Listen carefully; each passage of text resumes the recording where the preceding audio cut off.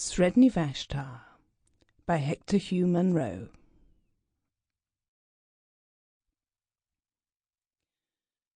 Conradin was 10 years old, and the doctor had pronounced his professional opinion that the boy would not live another 5 years. The doctor was silky and effete and counted for little, but his opinion was endorsed by Mrs. de Ropp, who counted for nearly everything. Mrs. de Ropp was Conradin's cousin and guardian, and in his eyes she represented those 3/5 of the world that are necessary and disagreeable and real. The other 2/5, in perpetual antagonism to the foregoing, were summed up in himself and his imagination.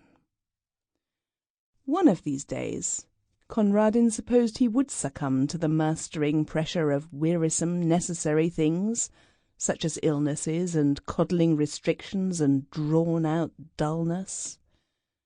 Without his imagination, which was rampant under the spur of loneliness, he would have succumbed long ago. Mrs. de Ropp would never, in her honestest moments, have confessed to herself that she disliked Conradin, though she might have been dimly aware that thwarting him for his good was a duty which she did not find particularly irksome. Conradin hated her with a desperate sincerity which he was perfectly able to mask. Such few pleasures as he could contrive for himself gained an added relish from the likelihood that they would be displeasing to his guardian, and from the realm of his imagination she was locked out, an unclean thing which should find no entrance. In the dull, cheerless garden, overlooked by so many windows that were ready to open with a message not to do this or that, or a reminder that medicines were due, he found little attraction.